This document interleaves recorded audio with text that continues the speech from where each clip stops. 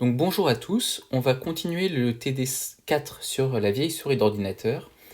Donc pour rappel, dans la première vidéo, on a expliqué un peu en quoi consistait le problème, la modélisation, et on avait traité la question 1, c'est-à-dire faire le graphe de liaison, proposer des torseurs cinématiques pour les différents...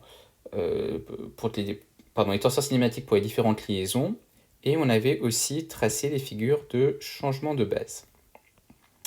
Et donc on en était à la question 2. Alors, si on regarde un tout petit peu avant d'attaquer les calculs, les questions qui suivent. On peut regrouper déjà les questions par groupe. On a les questions 2 à 4. Alors si on regarde les questions 2 à 4, qu'est-ce qu'on nous demande? On nous demande d'exprimer le torseur cinématique du mouvement de 2 par rapport à 0 en fonction du mouvement des torseurs cinématiques des mouvements de 1 par rapport à 0 et de 2 par rapport à 1. Donc là, ce qu'on nous demande de faire, c'est simplement une composition des torseurs cinématiques. Alors, pourquoi est-ce qu'on fait ça? On va essayer juste de déjà réfléchir à la philosophie de l'exercice. Et là, on s'intéresse à ce qui se passe entre 2 et 0. Mais entre 2 et 0, j'ai déjà trouvé un torseur cinématique, j'ai trouvé celui-là. Le truc, c'est que ce torseur cinématique correspond à une relation de roulement sans glissement, puisque d'ailleurs, on a dit que dans le mouvement de 2 par rapport à 0, au niveau du point I, le vecteur vitesse, c'était le vecteur nul. Ok. Et donc, ce qu'on a vu d'un point de vue méthodologie dans le cours sur le roulement sans glissement, c'est quand on a du roulement sans glissement, pour pouvoir exploiter la condition de roulement sans glissement, on va devoir faire une composition des vecteurs vitesse. Donc là, dans la question 2, ce qu'on est en train de nous dire, c'est pour étudier donc, ce qui se passe entre 2 et 0, on va faire une composition en fait en passant par le solide 1. Donc on va dire que le mouvement de 2 par rapport à 0, c'est le mouvement de 2 par rapport à 1, plus le torseur cinématique du mouvement de 2 par rapport à 1, plus le torseur cinématique du mouvement de 1 par rapport à 0. Ok. Donc là, en fait, on nous souffle un petit peu par quel point passer. Ensuite, on nous demande d'écrire donc ces torseurs dans un premier temps au point C, ça c'est la question 2, et après de les écrire au point I. Alors pourquoi est-ce qu'on nous demande de les écrire au point I? Parce que comme ça, on aura une expression de la vitesse du point I appartenant à 2 par rapport à 0, mais avec les paramètres des mouvements donc de 2 par rapport à 1 et de 1 par rapport à 0. Et donc là, on pourra, dans un dernier temps, c'est la question 4, écrire la relation de roulement sans glissement, c'est-à-dire dire que la vitesse de ce point I appartenant à 2 par rapport à 0, c'est le vecteur nul, et du coup, en déduire plein de choses.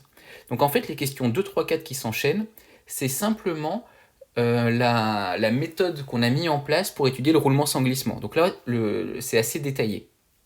Et donc, cette étape-là, c'est pour étudier le roulement sans glissement en I. Ensuite, question 5, si on regarde, qu'est-ce qu'on nous demande? On nous demande de faire la même chose, mais pour le point J, parce qu'effectivement, en J, ici, j'ai aussi du roulement sans glissement. Et question 6, de refaire encore une fois la même chose, mais cette fois-ci, pour le point K. Voilà, donc là, on va nous demander 3 fois d'utiliser des relations de roulement sans glissement et d'en déduire des choses. Et après, questions 7 et 8, ça va être juste traiter les résultats. Donc encore une fois, avec un peu d'habitude, si vous arrivez à sentir un peu la philosophie de l'exercice, ça peut être plutôt pas mal. Je vous invite toujours quand même à lire entièrement le sujet avant de vous lancer dans les calculs, pour savoir où on va. Donc question 2, c'est parti. Donnez l'expression du torseur cinématique du mouvement de 2 par rapport à 0 en C, en fonction des inconnus du mouvement de 1 par rapport à 0 et de 2 par rapport à 1. Donc là, on sait exactement où on veut nous amener. Alors question 2, ce qu'on cherche à écrire, c'est le torseur cinématique de 2 par rapport à 0. Donc en fonction des inconnus des mouvements de 2 par rapport à 1 et de 1 par rapport à 0, donc là en fait on est en train de nous souffler qu'il faut faire une composition des torseurs cinématiques, avec le torseur cinématique de 2 par rapport à 1, plus le torseur cinématique de 1 par rapport à 0. Ok. Alors ensuite, donc je vous rappelle que pour sommer des torseurs, dès qu'on va l'écrire sous forme vectorielle, il faut être sûr que nos torseurs sont exprimés au même point. Alors là, est-ce que c'est le cas? 2 par rapport à 1 et 1 par rapport à 0. Alors 2 par rapport à 1, il est ici, donc il est bien exprimé au point C. Et 1 par rapport à 0, il est ici, il est exprimé aussi au point C. Donc là, il n'y a pas de souci, je peux faire directement mes sommes de torseurs. Alors, c'est parti. 2 par rapport à 1, c'était PQR. Ok. Donc là, je vais avoir du px0 plus qy0 plus rz0 et un vecteur nul, hein, puisque je vous rappelle, c'était 2 par rapport à 1, ça correspondait à une sphérique de centre C. Donc effectivement, au point C, je vais bien avoir une vitesse nulle dans le mouvement de 2 par rapport à 1. Ça, c'est pour le premier torseur. Et le deuxième qui correspondait à l'appui plan, entre 1 et 0, on avait du θ point porté par Z0, du x porté par x0 en vitesse, et du y porté par y0 en vitesse. Là encore, c'est la vitesse du point C appartenant à 1 par rapport à 0. Donc maintenant, je peux sommer ces deux torseurs et du coup marquer que le torseur cinématique de 2 par rapport à 0, je peux l'exprimer au point C comme étant, donc si je somme, px0 plus qy0 plus r plus θ point z0, pour ça c'est pour le vecteur taux de rotation de 2 par rapport à 0. Et après, je vais avoir x porté par x point, excusez-moi, j'ai oublié les points, sinon c'était pas homogène. X point porté par x0 plus y point porté par y0. Là, ça correspond à la vitesse du point C appartenant à 2 par rapport à 0. Et encore une fois, si vous ne marquez pas le point dans un torseur, dès que vous l'écrivez sous forme vectorielle, c'est faux. Puisque je ne sais pas la vitesse, vous parlez de la vitesse de quel point. Ok, donc là, ça c'était la question 2. Donc ça c'est bon, c'est un résultat. On encadre. Ok, on encadre n'importe comment, mais on encadre. Hop là. Ensuite, question 3. Maintenant, écrire le torseur cinématique dans le mouvement de 2 par rapport à 0 au point I. Donc moi là, pour l'instant, j'ai l'expression au point C. Alors je vous rappelle que quand on déplace un torseur, c'est-à-dire quand on veut l'exprimer en un autre point, ça ne va rien changer pour la résultante. Donc là, ça ne va rien changer pour le vecteur taux de rotation. Par contre, ça va changer pour le moment. Le moment dépend du point. Donc là, ce que j'ai pour l'instant, c'est la vitesse de C appartenant à 2 par rapport à 0. Donc pour la question 3, ce que je peux écrire, c'est que le torseur cinématique de 2 par rapport à 0, ça va être donc oméga de 2 par rapport à 0, pas de souci. Et après, ça va être du coup la vitesse en I appartenant à 2 par rapport à 0. Et donc ça, maintenant, c'est au point I. Bon, bah du coup, il va falloir que je détermine ce vecteur vitesse. Donc avec vitesse de I appartenant à 2 par rapport à 0, qui est égal à... Alors, est-ce que dans le mouvement de 2 par rapport à 0, je connais la vitesse en un autre point? Ou dit différemment, est-ce que je connais du coup le torseur du mouvement de 2 par rapport à 0 exprimé en un autre point? Ben oui, juste au-dessus, j'ai déterminé l'expression du torseur en C. Donc je connais le vecteur vitesse en C1. Je vous rappelle que là, ce que j'entoure en orange, par définition, ça correspond à la vitesse de C appartenant à 2 par rapport à 0. Donc du coup, dans ma formule de Varignon, je vais pouvoir passer par le point C, vu que je connais son expression. Enfin, je connais l'expression de la vitesse. Plus IC vectoriel oméga de 2 par rapport à 0. Alors, maintenant, on va mener ce calcul. Alors, vitesse de C, je l'ai écrit juste au-dessus, ça va nous faire du x point x0 plus y point y0. Alors, plus vecteur IC. Est-ce qu'on a de l'info sur ce vecteur IC? Oui, on a de l'info. On a de l'info ici, on nous dit que IC, c'est égal à RZ1 ou RZ0. Ok, donc pas de souci. Pour IC, ça va être du RZ1 ou du RZ0. Petite remarque, hein, le vecteur qui est ici en haut, hein, ça correspond à oméga de 2 par rapport à 0. Je note que tous les vecteurs sont ces vecteurs exprimés dans la base B0. Donc tant qu'à y être, je vais noter plutôt RZ0, comme ça ce sera plus simple au niveau du produit vectoriel. Donc RZ0 vectoriel, alors c'est parti, on recopie. On a du P sur X0, du Q sur Y0, et du R plus θ point sur Z0. Ok. Alors maintenant on va faire les calculs et puis on va regrouper en même temps. Alors sur x0, qu'est-ce que je vais avoir? Je vais avoir du x point Et ensuite, alors dans le produit vectoriel, si je prends du z0 vectoriel y0, j'aurai un résultat sur le vecteur qui est orthogonal à z0, y0, donc ça correspond bien à x. Et après, donc si vous connaissez votre petit tableau, z vectoriel y, ça fait même moins x. Donc là, je vais avoir du moins rq porté par x0. Ok, donc ça c'était, excusez-moi, x0, du coup je le mets en facteur. Ensuite sur y0, donc pour l'instant j'ai du y point. Et après, donc là j'ai du z0 vectoriel x0. Et z vectoriel x, ça me fait plus y dans la même base. Donc là je vais avoir du plus rp. Et du coup tout ça porté par y0. Et maintenant, le dernier produit vectoriel, ça va être donc du z0 vectoriel z0. Donc là, ces deux vecteurs sont collinéaires. Et par conséquent, le produit vectoriel, ça va nous donner le vecteur nul. Donc voilà, au final, là, j'ai directement vitesse de i appartenant à 2 par rapport à 0.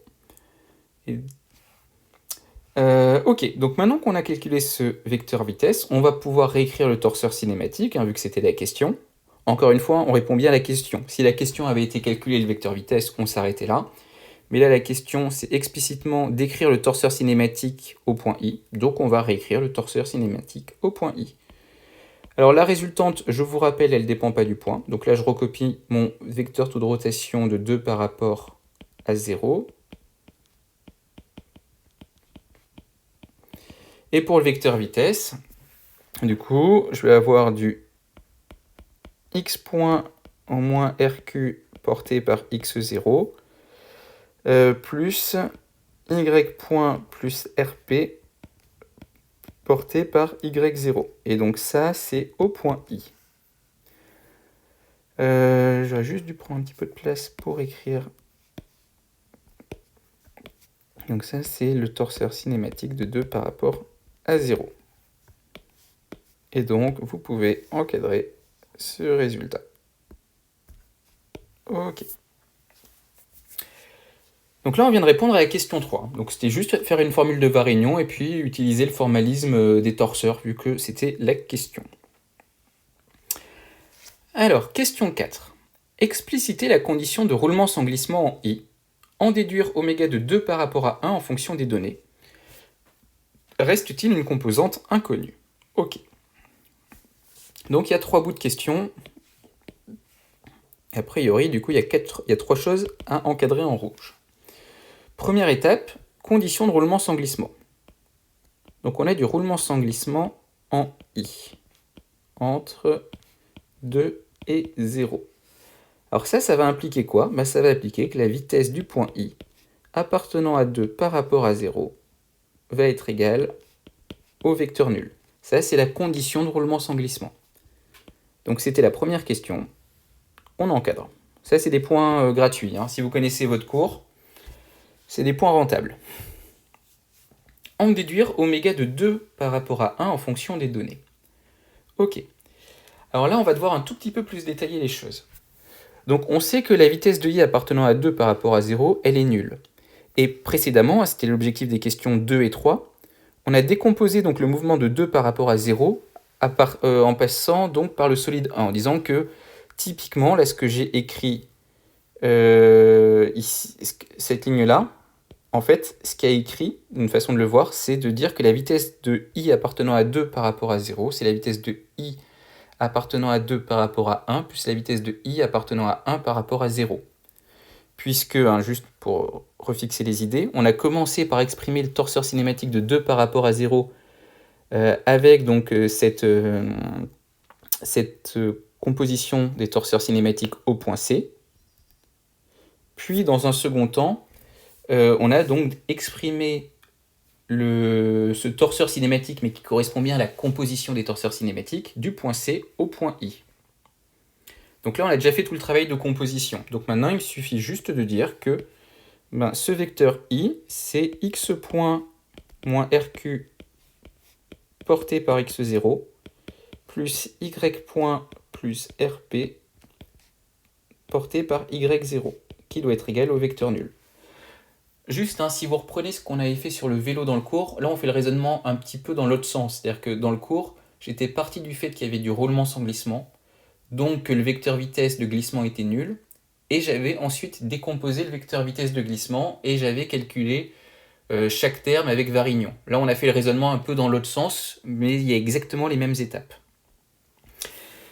Du coup, pour que ces deux vecteurs soient égaux, hein, il faut que toutes les composantes soient nulles. Donc ça veut dire nécessairement que ce qui est devant x0 doit être égal à 0, et ce qui est devant y0 doit être aussi égal à 0. Donc là, on peut en déduire un système d'équations. On va avoir x point moins rq qui est égal à 0, et y point plus rp qui est égal à 0. Ok, donc quelle était la question exactement? En déduire oméga de 2 par rapport à 1 en fonction des données. Alors pour rappel, hein, oméga de 2 par rapport à 1, si on reprend nos notations, c'est ce qui est écrit ici. Hein, donc en gros, il faut déterminer P, Q et R. Donc on va isoler P et Q dans ce système. Alors, la première ligne va nous donner Q est égal à x point sur R. Et P est égal à moins y point sur R. Petite remarque, hein, tout ça est bien homogène, il n'y a pas de souci. Donc tout ça pour dire, hein, pour vraiment conclure, que oméga de 2 par rapport à 1, c'est égal. Donc c'était P sur X, donc ça va nous faire du moins Y point sur R porté par X0, plus X point sur R porté par Y0, et plus un petit r, j'ai pas eu d'information, porté par Z0. Ok, donc ça c'était la deuxième partie de la question. On encadre. Alors, de mémoire, il y avait un troisième point. Reste-t-il une composante inconnue? Ben oui, il reste une composante inconnue. R reste inconnue. Composante inconnue. Oula, qu'est-ce qu'il m'a fait? Inconnue. Alors, est-ce que c'est logique que R reste inconnu? On va juste réfléchir 2 secondes à ça. Si je reprends mon torseur cinématique de 2 par rapport à 1, ok. Donc là, c'est un torseur cinématique de liaison sphère-plan, si je remonte ici, hein, c'est une sphère-plan de normale Z0 ou Z1. Donc au final, les composantes P et Q, elles vont correspondre au vecteur taux de rotation de roulement. Et du coup, hein, c'est quand même fou, la relation de roulement sans glissement, elle nous donne bien une information sur le roulement. Par contre, la composante R, elle correspond à une composante de pivotement. Et donc, on peut avoir ou pas du pivotement quand on a du roulement sans glissement. Donc, on n'a pas spécialement d'informations. Je vous rappelle, hein, le pivotement, c'est la rotation autour de la normale. Vous voyez, la normale est suivant Z1.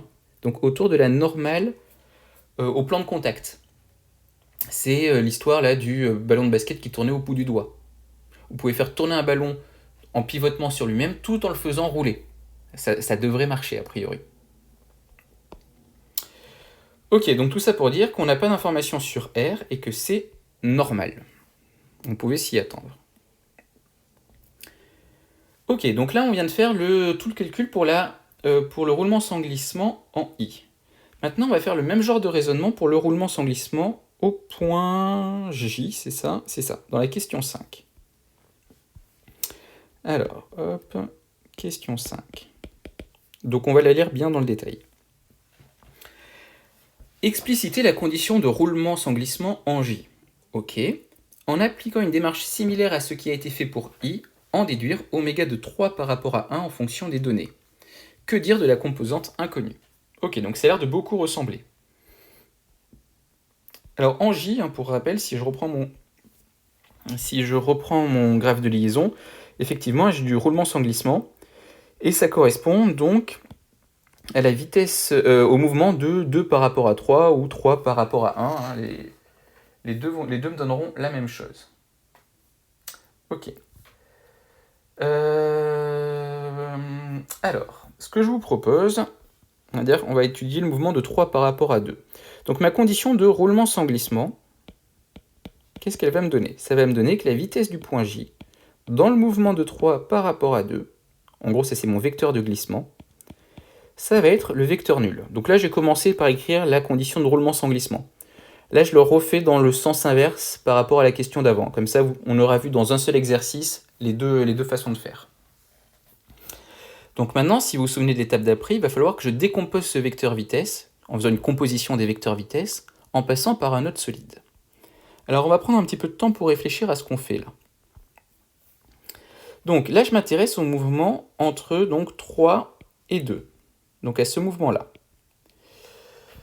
Il va falloir que je fasse une composition en passant par d'autres solides. Alors là, j'ai vu que j'ai une chaîne complexe et j'ai plusieurs possibilités. Entre 3 et 2, je peux faire 3 et 1, puis 1 et 2. Ça, c'est une première façon de voir le problème. Je peux aussi faire 3 et 1, puis 1 et 4, puis 4 et 2. Ça marche aussi. Et je peux même aussi étudier le mouvement donc, de 3 par rapport à 1, puis de 1 par rapport à 0, puis de 0 par rapport à 2. Je peux le faire aussi. Donc là, j'ai 3 possibilités. On va essayer de trouver la plus maligne. Alors déjà, une première remarque, c'est d'essayer de voir ce qui va limiter le calcul. Alors bon, il y a d'autres critères au fur et à mesure qu'on verra, hein, mais un critère qui paraît assez évident, c'est de limiter le nombre de solides intermédiaires. Puisque là, si je passe de 3, si j'étudie le mouvement de 3 par rapport à 1, puis de 1 par rapport à 2, au final, je n'ai qu'une composition à écrire avec 2 vecteurs vitesse. Donc je n'aurai que 2 vecteurs vitesse à calculer. Ça, c'est un premier bon argument de choix de feignant, et vous le savez, hein, en méca, il faut être feignant. Enfin, il faut réfléchir beaucoup pour faire un minimum de calcul. Ça, c'est un premier point. Mais ce n'est pas l'argument le plus important. Imaginez que, par exemple, je fasse 3 par rapport à 1, puis 1 par rapport à 4, puis 4 par rapport à 2. Ok. Alors, a priori, hein, sur le papier, je peux l'écrire. Je peux écrire que le vecteur vitesse au point J de 3 par rapport à 2, c'est égal au vecteur vitesse du point J de 3 par rapport à 1, plus le vecteur vitesse au point J de 1 par rapport à 4, plus le vecteur vitesse au point J de 4 par rapport à 2. Alors, en pratique, on n'aime pas vraiment faire ça. Pourquoi? Parce que là, on va passer par une liaison entre 4 et 2 où il y a du roulement sans glissement. Et donc, je dis pas que c'est pas faisable, hein, mais il va falloir faire un petit peu attention. Et en général, je vous rappelle que pour étudier les roulements sans glissement, on fait à nouveau des compositions. Donc potentiellement, pour étudier le mouvement de 4 par rapport à 2, ça pourrait être intéressant de refaire une composition. Et donc là, on va rentrer dans une approche, je ne vais pas dire récursive, mais c'est un peu l'idée. Donc ce qu'il faut retenir, c'est que dans la mesure du possible, et on va dire que ce sera le cas dans 95% des exercices, et sinon ce sera guidé, l'idée c'est de passer par un chemin où il n'y a pas de liaison avec du roulement sans glissement. C'est pour ça que j'ai surligné partout où j'avais du roulement sans glissement. Je sais qu'a priori, j'ai pas le droit de passer par ici et j'ai pas le droit de passer par là. Bon bah du coup, j'ai pas vraiment le choix. Pour décomposer mon mouvement entre 3 et 2, je ne peux passer que par 1. Donc si vous retenez cette astuce, qui marche dans 95% des cas, et quand il faut faire des choses un peu plus tordues, ce sera guidé, a priori, maintenant, vous n'allez plus trop vous poser de questions. Donc du coup, tout ça pour dire que je vais décomposer mon vecteur vitesse en disant que la vitesse de J appartenant à 3 par rapport à 2, c'est égal à la vitesse de J appartenant donc à 3 par rapport à 1, plus la vitesse de J appartenant à 1 par rapport à 2. Encore une fois, là je le marque juste avec le formalisme vecteur-vitesse, mais j'aurais pu écrire la même chose sur les torseurs. J'aurais pu écrire, juste une petite parenthèse, je change de couleur, j'aurais pu écrire que le torseur cinématique de 3 par rapport à 2, c'est égal au torseur cinématique de 3 par rapport à 1, plus le torseur cinématique de 1 par rapport à 2. Et après, j'aurais pu donc essayer de trouver un point où sommer ces torseurs, puis exprimer les torseurs au point J. C'est en fait ce qu'on a fait juste au-dessus, c'est ce qu'on a fait ici. Bon. Mais là, je vais le faire juste avec le formalisme des vecteurs vitesse, comme ça vous avez vu un peu, vous avez vu différents types de rédaction en fonction de la question. Donc c'est parti, maintenant il faut que je détermine chacun de ces vecteurs vitesse. Donc avec vecteur vitesse de j appartenant à 3 par rapport à 1. Donc je vous rappelle la méthode. Première étape, c'est de se demander quelle est la nature du mouvement. Donc entre 3 et 1, qu'est-ce qu'on a? Entre 3 et 1, on a une pivot d'axe LY1. Donc le mouvement de 3 par rapport à 1, ça va être un mouvement de rotation autour de l'axe LY1. Donc vu que c'est un mouvement de rotation, je vais plutôt passer par une formule de Varignon en utilisant donc le vecteur vitesse d'un point que je connais. Et quand on connaît un des points de l'axe de rotation, en l'occurrence L, ça peut être intéressant de passer par là. Parce qu'on sait que ce vecteur vitesse va être nul. Donc vecteur vitesse de L appartenant à 3 par rapport à 1, plus JL vectoriel oméga de 3 par rapport à 1. Encore une fois, là je suis passé par le point L parce que je sais que c'est un point de l'axe de rotation entre 3 et 1. Donc ça veut dire que ce vecteur vitesse, il est égal au vecteur nul. Donc il me reste à calculer JL vectoriel oméga de 3 par rapport à 1. Alors JL, est-ce qu'on a des informations dessus dans le sujet? Alors dans le texte, on ne parle pas de JL à proprement parler. En tout cas, je ne vois pas. Du coup, on va regarder les figures. Alors, où sont les points J, où sont les points L? Alors on voit les points J et L à deux endroits. Alors, je vais les repasser pour qu'on les voit mieux. Hop là, ici j'ai du L, et ici j'ai du J. Ici j'ai du L, ici j'ai du J. Donc les points sont là, là, là et là. Ok, donc déjà en norme, JL, ça représente quoi? Ça représente le rayon de ma pièce verte, le rayon de mon encodeur. Et là on nous dit que l'encodeur a pour rayon A. Donc déjà JL, en termes de norme, je sais que ça vaut A. Ensuite, on voit que JL, c'est porté là par le vecteur moins x1, si je vais de J vers L. Et de même ici, on voit bien que c'est aussi moins x1, donc c'est cohérent. Ok, bon bah du coup, JL, je connais, ça va être moins A x1. Moins A x1.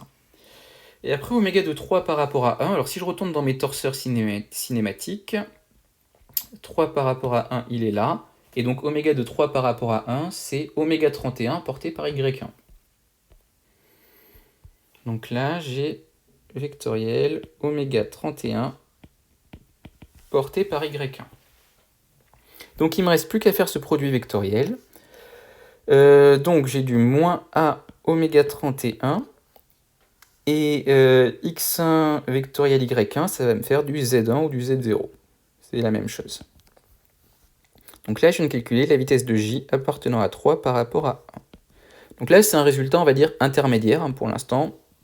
Donc celui-là, je l'encadre en vert. Il me sera sans doute utile par la suite. Donc ça, c'était pour le premier terme. Le deuxième, c'est donc la vitesse de j appartenant à 1 par rapport à 2. Donc là, je calcule ce terme-là. Alors, le mouvement de 1 par rapport à 2, qu'est-ce que c'est déjà? Entre 1 et 2, on a donc une sphérique de centre C. Donc quand on a une sphérique, les seuls mouvements possibles, c'est des mouvements de rotation. Donc là encore, ça a l'air d'être intéressant de passer par une formule de Varignon. Est-ce qu'on connaît la vitesse d'un point? Bah oui, on connaît la vitesse d'un point. C'est celui du centre de la sphérique. Puisque vous connaissez votre petit tableau des liaisons, et entre-temps on l'a réécrit ici. Voilà, la vitesse de C, donc la vitesse de C appartenant à 2 par rapport à 1, c'est le vecteur nul. Par conséquent, là, ça peut être intéressant pour mon Varignon de passer par le point C, parce que je connais le vecteur vitesse. Alors, petite remarque, le torseur qui était écrit sur lequel je viens de raisonner, c'était le torseur de 2 par rapport à 1. Mais je vous rappelle que le torseur de 2 par rapport à 1, c'est moins le torseur de 1 par rapport à 2. Et moins le vecteur nul, ça reste le vecteur nul. Donc, plus JC vectoriel oméga de 1 par rapport à 2. Donc là encore, j'obtiens ici le vecteur nul. Maintenant, il faut que je détermine JC. Alors, est-ce qu'on me donne des infos sur JC dans le texte? Non. Du coup, on va réfléchir ici. Alors, le point J, il est là, je l'avais déjà écrit. Et le point C, donc c'est le centre de ma sphère qui apparaît ici et là. Bon, bah, vu que le point J, c'est un point qui est à la périphérie de ma sphère et que le point C, c'est le centre de ma sphère, déjà la longueur JC, c'est le rayon de ma sphère, qui vaut de mémoire dans le texte, voilà, c'est marqué ici, je l'avais déjà souligné, qui vaut grand R. Et après, donc JC, c'est porté, là encore, par x1, mais cette fois-ci par plus x1. Donc JC, c'est grand R porté par x1. Hop là, pardon. Donc là, je vais avoir du grand R x1. Donc vectoriel oméga de 1 par rapport à 2, hein, et je vous rappelle que oméga de 1 par rapport à 2, c'est moins oméga de 2 par rapport à 1. Donc moins le vecteur taux de rotation, là que j'ai surligné en jaune, qui représentait un oméga de 2 par rapport à 1. Donc je vais avoir du moins px0, moins qy0, moins rz0. Alors il ne me reste plus qu'à faire ces produits vectoriels. Ça tombe bien, j'ai fait ma figure de changement de base. Donc j'ai du moins rp, ça, vu que ça faisait un moment, je vais le développer, x1, x0, moins rq, x1, y0, moins grand R, petit r, x1, z0. Ok, alors c'est parti. Ça nous fait quoi ça? Moins rp. Alors x1 vectoriel x0. Donc déjà, quel est le vecteur qui est à la fois perpendiculaire à x1 et à x0? C'est z1 pardon, ou z0. Ensuite, donc si je pose... c'était dans quel sens? C'était 1, 0, c'est ça? 1, 0, ok.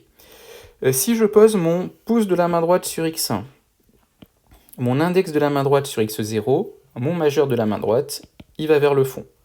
Donc déjà, mon résultat, il sera suivant, moins z0. Et enfin, si je projette x1 sur x0, j'obtiens cette longueur qui est grande, donc du coup, pour un produit vectoriel, ça me fera un sinus.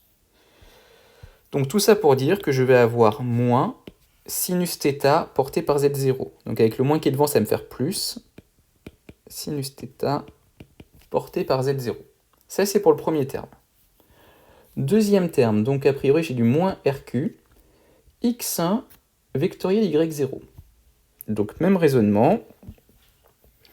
Quel est le vecteur qui est à la fois orthogonal à x1 et à y0? C'est z0 ou z1. Ensuite, si je pose maintenant mon pouce sur x1, de la main droite toujours, mon index sur y0, mon majeur cette fois-ci, il va sortir de la feuille. Donc mon résultat, il va être porté par plus z0 ou plus z1. Et enfin, si je projette, j'obtiens cette longueur-là qui est petite. Donc pour un produit vectoriel, ça me fera un cosinus. Donc là, je vais avoir du plus cosinus θ porté par z0. Donc au final, je vais garder le moins devant. Et après, donc j'ai du moins rr, x1 vectoriel z0. Ah ben oui, mais vu que j'ai marqué toutes les informations sur ma figure de changement de base, je sais que z0, c'est z1. Donc x1 vectoriel z1, ça me fait moins y1. Donc avec le moins qui est devant, on va se transformer en plus. Et du coup, j'aurai un résultat sur y. Ok. Alors, donc tout ça pour dire, là c'est mon deuxième résultat intermédiaire. Ça, c'est la vitesse de j appartenant à 1 par rapport à 2. Du coup, je l'encadre aussi en vert. Et voilà. Donc maintenant, je vais pouvoir assembler ces deux bouts de résultats pour réécrire en fait ma composition des vecteurs vitesse et dire que mon vecteur vitesse qui était... Alors, vecteur nul, c'est-à-dire vecteur vitesse de j appartenant à 3 par rapport à 2, hein, ça, je vous rappelle, ce égal là, c'est mon roulement sans glissement. C'est égal à... Alors, c'est parti. Sur z0, qu'est-ce que j'ai? Je vais avoir du moins a oméga 31 plus rp sinus θ moins rq cosinus θ. Ça, c'est z0. Et après, j'ai un terme sur y1 qui vaut RR y1.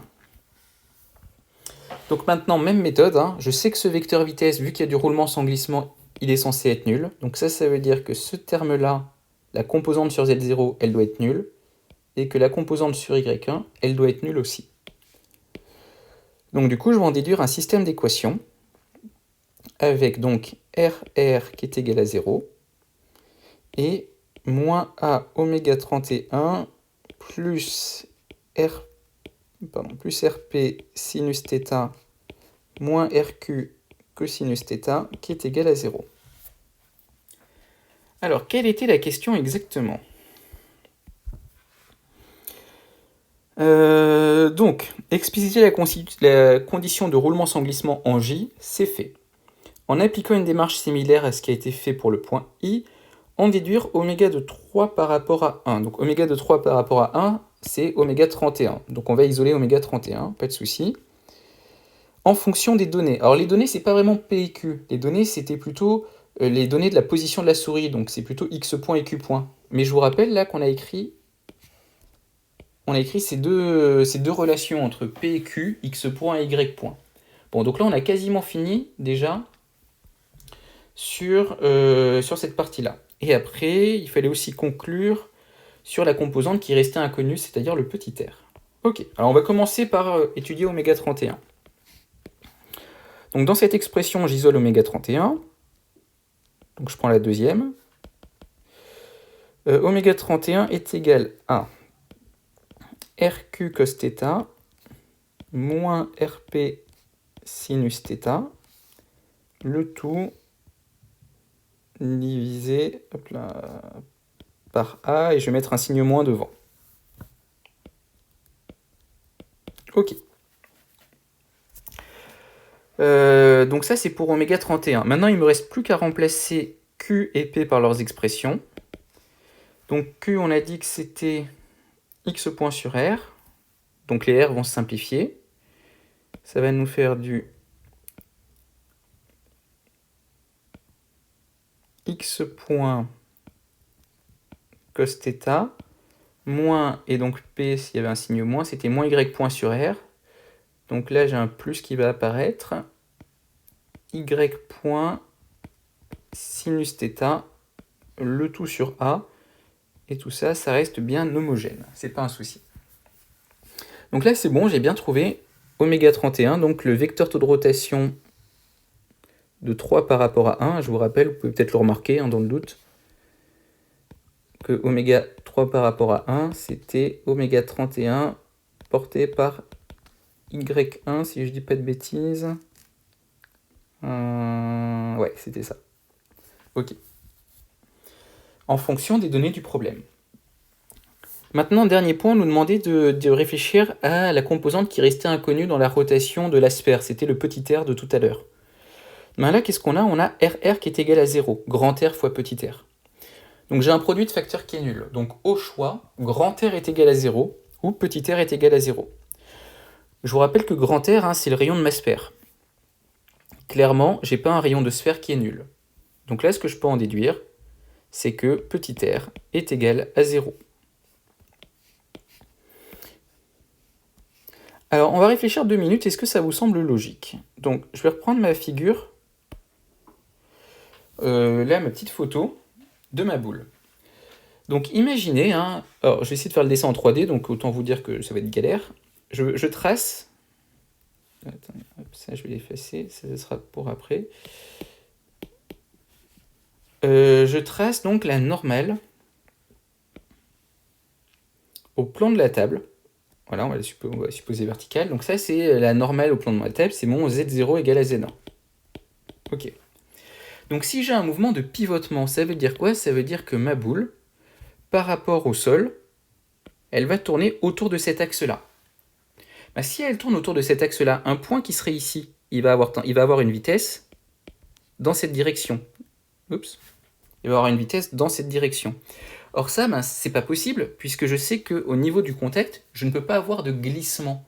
Donc vu que mon rouleau il peut pas se déplacer, il est juste en rotation autour de cet axe-là, ce vecteur vitesse, je sais qu'il est nécessairement nul. Donc vu que le vecteur vitesse que je viens de dessiner, hop là, celui-là, il est nécessairement nul, ça veut dire que ce pivotement, il est nécessairement nul aussi. Donc voilà, le pivotement, en fait, il est bloqué par le roulement sans glissement au niveau des, en pratique même des deux points que je vais vous dessiner en violet. Le point qui est ici, qui correspond donc au point J, et le point qui sera ici, qui correspond au point K. C'est le même problème. Donc voilà, donc ça c'était pour déterminer oméga de 3 par rapport à 1. Alors, question 6. De même, expliciter la condition de roulement sans glissement en K et en déduire oméga de 4 par rapport à 1 en fonction des données. Donc pour la question 6, il faut faire rigoureusement la même chose que pour la question 3, que pour la question 5. Simplement, on va partir de la condition de roulement sans glissement au niveau du point K. Donc ce que je vous propose pour la question 6, c'est de vous laisser tranquillement essayer de le faire, de le rédiger le mieux possible. Si vous voulez me l'envoyer par Slack ou ce que vous voulez, par le forum, etc., c'est pas de souci. Je vous donne le résultat, voilà. Mais c'est exactement la même démarche. Et vous devriez trouver oméga 41 est égal à y point cosinus θ moins x point sinus θ, le tout sur 1. Vous pouvez noter qu'effectivement, ça ressemble quand même pas mal. Ok, donc on va supposer que la question 6 c'est réglé. Qu'est-ce qu'il faut faire? Juste, on va faire la fin un petit peu rapidement ensemble, parce qu'elle est assez spécifique à cet exercice, et c'est peut-être plutôt la partie roulement sans glissement qui m'intéressait.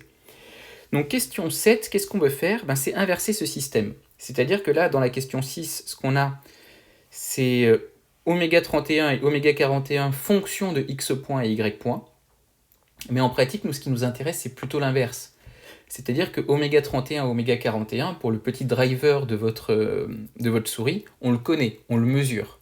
Et ce qu'on veut, c'est pouvoir, du coup, à partir des valeurs de oméga 31 et de oméga 41, en déduire les valeurs de x point et de y point. Donc là, il faut juste inverser le système pour avoir x point égale y point égale. Donc deux façons de faire, les deux marchent. La première, c'est de la force brute, vous faites de la substitution. Vous trouvez par exemple x point dans la première expression, vous l'injectez dans la deuxième, etc. Ça marche bien. Une deuxième approche, c'est d'essayer d'être un petit peu plus malin que ça, et typiquement en multipliant par exemple la première expression par cos θ et la deuxième par sinus θ, puis en faisant des sommes ou des soustractions, on peut de façon un peu plus élégante trouver les résultats. Bon, vous faites un peu comme vous voulez, là c'est de la résolution de système, c'est pas vraiment là-dessus que j'ai une très grosse valeur ajoutée, et vous allez trouver oméga 41 cosinus θ moins a oméga 31 sinus θ, ça c'est pour x point, et pour y point, a oméga 41, donc cette fois-ci... pardon, excusez-moi, j'ai marqué des bêtises, c'était l'inverse. Donc là, c'est du sinus... Je vérifie deux fois, c'est bon. Sinus θ, cosinus θ. Et donc pour y point, là on aura du cosinus θ et du moins 1 oméga 31 sinus θ. Ok, donc ça c'est le résultat que vous devez trouver en question 7. Donc ça c'est les résultats finaux. C'est le résultat que vous devez trouver en question 7 une fois que vous avez inversé votre système d'équations. Ok, question 8, alors celle-là est un petit peu plus intéressante. Enfin, un petit peu moins calculatoire, donc c'est pas le temps qu'elle va nous prendre. Qu'est-ce qu'on nous dit? On nous dit qu'en pratique, l'angle θ, non seulement il ne varie pas beaucoup, mais en plus, il est très petit devant 1. Alors, on va réfléchir 2 secondes à ce que représente l'angle θ. Donc, l'angle θ, c'est l'angle que fait votre souris par rapport au repère de votre bureau. Donc, imaginez que l'avant de votre souris, par exemple, soit dans la direction Y1. Donc, si l'avant de votre souris est dans la direction Y1, ça veut dire quoi? C'est-à-dire que là, je trace à peu près la direction de l'avant de ma souris, là j'ai Y1. Ok. En général, vous gardez votre souris parallèle avec votre bureau. C'est-à-dire que là, si je trace mon Y0, vous pouvez noter qu'il est vraiment pas très loin. Et en général, quand vous faites bouger votre souris, je vous invite à regarder votre souris bouger, vous allez voir que vous la laissez naturellement toujours orientée de la même façon. En fait, vous faites une translation de votre souris par rapport au sol. Donc dans la liaison plane entre la souris et le sol, vous n'utilisez pas le θ. Vous le gardez non seulement constant, mais en plus très petit. Là, j'ai un peu forcé le trait. Donc qu'est-ce qu'on fait dans la plupart des drivers ? Effectivement, on suppose que θ est très petit. En plus, θ, on ne peut pas le mesurer. Donc du coup, l'hypothèse, c'est de dire que θ, il est très petit devant 1, et il est tellement petit qu'en général, on va supposer qu'il est à peu près nul. Alors si θ est nul, qu'est-ce que ça va changer ? Donc si θ est nul, on va pouvoir quasiment nul, on va pouvoir en déduire que cos θ, c'est à peu près égal à 1, et que sinus θ, c'est à peu près égal à 0. Là, en fait, je viens de faire un développement limité à l'ordre 0, si vous voulez. Donc du coup, si je reprends mon système là que j'appelle étoile, donc si je pars d'étoile, qu'est-ce que ça va me donner ? X point est égal à... le premier terme, il y a du sinus θ, donc sinus θ, on a dit que c'était à peu près nul, donc il va sauter. Et il va me rester du moins A, oméga 31, et cosinus θ, c'est à peu près nul aussi. Ça vaut 1. Donc du coup, il va juste me rester moins A, oméga 31. Et pour la deuxième équation, genre du y point est égal à, donc cette fois-ci, A oméga 41, cosinus θ, ça vaut 1. Et le deuxième terme, vu qu'il est en sinus θ, ça va sauter. Donc en général, ce qu'on met dans les drivers, c'est pas beaucoup plus compliqué que ça. On va pouvoir directement relier la vitesse angulaire de nos codeurs incrémentaux à la vitesse de déplacement de la souris. Et en plus, ce qui est sympa, c'est que c'est des équations qui ne sont même pas couplées. Là, j'ai oméga 31 qui est lié à x et oméga 41 qui est lié à y. Donc maintenant, si jamais je veux positionner ma souris sur mon écran pour avoir typiquement un déplacement qui correspond, il ne me reste plus qu'à intégrer ces relations. La primitive de x point, c'est x, moins a, et la primitive de θ point, ça va être quelque chose du type θ 31. Plus a priori une position d'origine, donc ça dépend du temps, ça dépend du temps, et x0 c'est une constante. Et de même, je vais avoir y de t, qui est égal à θ 41 de t, plus une constante y0. Voilà, donc ça typiquement, on va dire que le x0, y0, c'est la position initiale de votre souris au moment où vous allumez votre ordinateur. Encore une fois, si vous vous amusez à faire bouger votre souris quand votre ordinateur est éteint, quand vous l'allumez, la souris elle sera pile poil au milieu. La souris que vous verrez sur votre écran. Donc c'est qu'il va utiliser en gros la position au démarrage comme position d'origine. Et voilà. Tout ça pour trouver ces deux petites relations qui sont quand même assez simples. Alors juste une petite remarque, on voit que le coefficient de proportionnalité au signe près, c'est petit a. Pour rappel, que représente petit a ? Petit a, c'est simplement, je ne sais plus si on le voit dessiné quelque part, si ici. Donc petit a, c'est le rayon de nos rouleaux. Alors je crois que je l'avais représenté, voilà. Hop, si. Hop.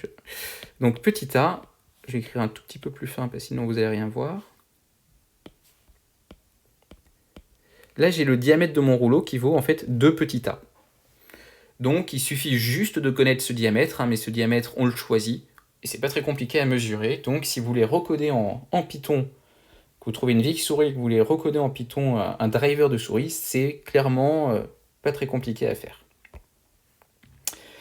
Ok, donc là voilà, on vient de faire le TD5 qui nous a permis de faire un exercice un peu plus compliqué que le vélo, qui utilise du roulement sans glissement.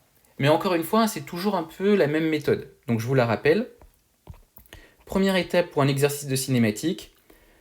Donc faire le graphe de liaison. Un peu trop fin. Donc faire le graphe de liaison, modéliser les torseurs cinématiques des liaisons, en général où on vous pose la question, et figure de changement de base. Donc tout ce que j'ai entouré en rouge là, c'est que de la modélisation, on va dire. Première étape. Ensuite, donc à chaque fois qu'on va devoir traiter une condition de roulement sans glissement, il va falloir faire 3 choses. On ne les fait pas toujours exactement dans le même ordre, ça dépend de l'exercice. Mais l'idée, c'est il faut la condition de roulement sans glissement. Et pour exprimer la vitesse donc, de glissement, on va utiliser une composition cinématique. Donc soit on l'écrit vraiment sous forme torsorielle, c'est ce qu'on a fait en question 2. Soit on l'écrit plutôt sous forme vectorielle, c'est ce qu'on a fait en question 5. Mais on va devoir écrire une composition cinématique. Et cette composition, pour savoir par où passer, donc là par exemple quand on s'intéresse au mouvement de 2 par rapport à 0, donc on avait bien du roulement sans glissement, on doit faire une composition et l'idée c'est qu'on va passer par un chemin qui ne fait pas apparaître de roulement sans glissement. Donc là, pour étudier le mouvement de 2 par rapport à 0, assez naturellement, on va étudier le mouvement de 2 par rapport à 1, puis de 1 par rapport à 0. On exprime tous les vecteurs vitesse au point i. C'est ce qu'on a fait sous forme torsorielle à ce niveau-là. Voilà, et donc une fois qu'on a exprimé le vecteur vitesse au point i, la condition de roulement sans glissement nous fait dire que toutes les composantes de ce vecteur vitesse doivent être nulles. Et du coup, on va trouver à partir de là donc des relations entre des paramètres de notre mécanisme, des paramètres cinématiques. Bon, et après, chaque exercice est un peu particulier sur ce qu'on veut faire avec ces paramètres. Ouais, et donc dans la question 5, on l'a fait dans le sens où on commence par écrire la relation de roulement sans glissement, puis la composition des vecteurs vitesse, on calcule chacun des vecteurs vitesse, et après, donc, une fois qu'on a exprimé chacun des vecteurs vitesse, on réexprime la somme totale, et on dit que, lié à la condition de roulement sans glissement, on sait que ce vecteur vitesse est censé être nul. Et du coup, on va là encore trouver notre système d'équations. C'est toujours exactement la même méthode, le roulement sans glissement. Donc c'est pas très compliqué, ça utilise au final que des outils qu'on a vus précédemment en cinématique. Il faut juste bien comprendre la méthode et savoir l'appliquer. Donc si vous voulez vous entraîner, je vous le redirai par mail, mais vous pouvez vous entraîner notamment sur le sujet de colle numéro 3, dont je vous ferai peut-être une petite vidéo de corrigé. Bon, en tout cas, voilà. Bon, n'hésitez pas à m'envoyer ce que vous avez fait si vous voulez qu'on en discute, si vous n'êtes pas trop sûr de vos résultats. Et je vous dis donc à la prochaine fois. Bonne journée.